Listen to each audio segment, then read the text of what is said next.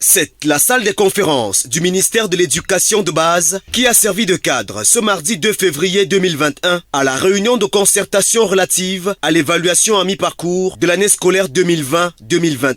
La cérémonie d'ouverture des 10 travaux a été présidée par Viviane Acheri-Kilo, secrétaire d'État auprès du ministre de l'Éducation de base, en sa qualité de représentante de Laurent-Serge Etundingwa, chef de ce département ministériel. Cette rencontre a donné l'occasion de faire le bilan des activités qui ont marqué le premier trimestre de l'année scolaire 2020-2021 dans le sous-secteur de l'éducation de base. Il s'agit en ce début du deuxième trimestre de l'année scolaire 2020-2021 de marquer un temps d'arrêt pour dresser le bilan des activités menées au plan administratif, financier, pédagogique et sanitaire. Il s'agira également de nous pencher de manière spécifique sur la recherche de solutions appropriées pour assurer un achèvement sans heurts de l'année scolaire 2020-2021.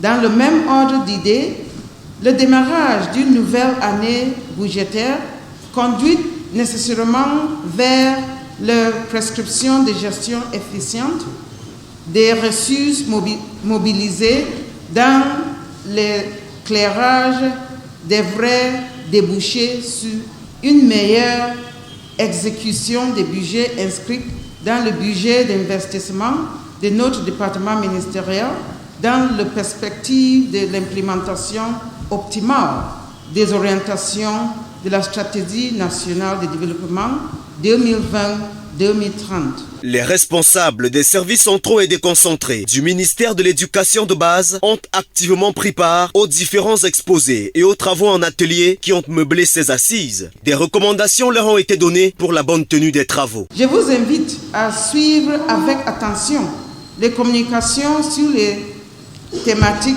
suivantes.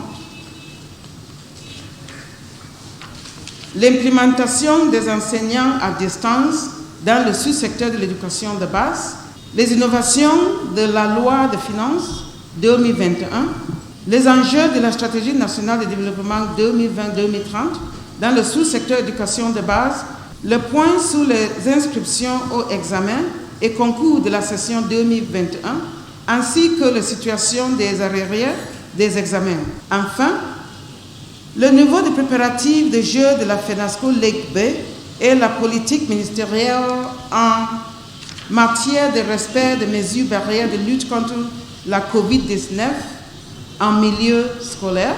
Les résolutions issues de ces travaux pourront permettre d'améliorer l'offre éducative dans le sous-secteur de l'éducation de base au Cameroun.